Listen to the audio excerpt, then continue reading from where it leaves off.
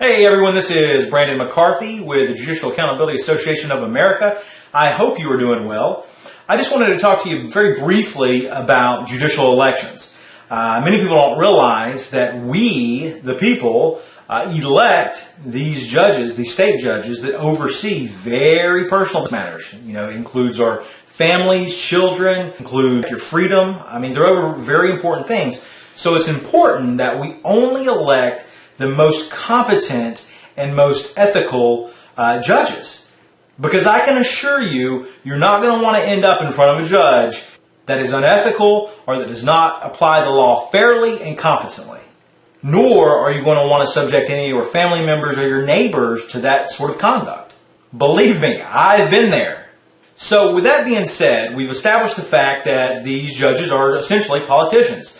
They put out ads, they do certain things to get themselves elected.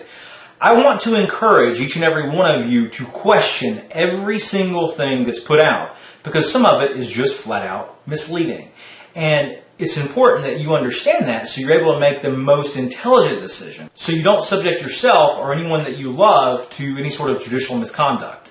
So I'm going to give you a few red flags to really look out for. The first one is, if it is an incumbent, what are they running on? Are they running on something other than their record? The thing is, with incumbents, they have a record to run on. So if they're using anything other than their record, or they don't have anyone really coming to their defense as far as people that have been before them, then it's safe to say they haven't left much of an impression. The old saying goes when it comes to judges, it's better not to hear anything about them during their time in office than to hear something about them. So if you're hearing a lot of negative things about a particular incumbent, chances are their record isn't so hot. Number two, misleading or irrelevant information. This can be laid out into many different aspects. For instance, if I said I'm endorsed by law enforcement, well, what does that mean? Does that mean I'm endorsed by all law enforcement, or perhaps two buddies that I went to college with? You have to question everything. Number three, political props. During this election, we've noticed one particular candidate who has all of a sudden posted pictures of people of a specific race. If you notice anything prior to that during his timeline, he has no pictures of people with that specific race. So I encourage you to look at that, because I think that is very important. It appears to me that it's a political scam in order to get a specific race vote.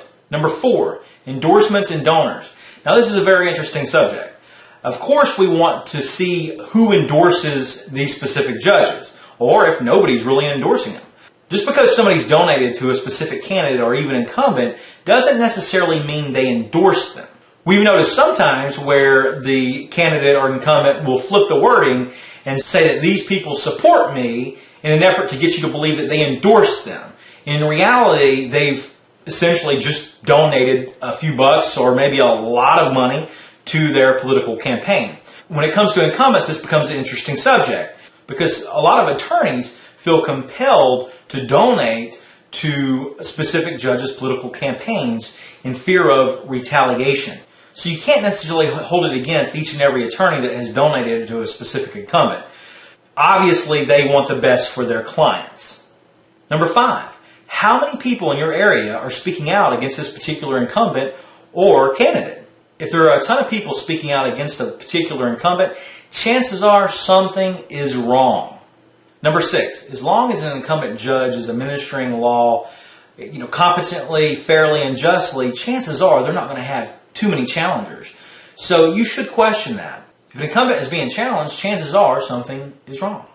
I want to remind everyone that voting is your civil duty, and it's so important that we only elect the most ethical and just jurist.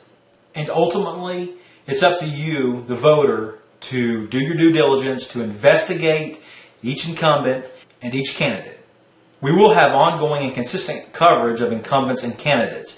And if we're speaking out against a judge, it's because we've done an investigation and we have enough evidence to bring it to light. And we feel that it's most important that voters know the truth. That is our platform, and we will not waver from that. We understand that we're going to have some resistance. We're going to have people that don't like us because maybe we're coming after one of their friends. But the bottom line is, it is every citizen's right to be subject to an ethical and just judiciary. Thank you for watching. Until next time, get out there and vote.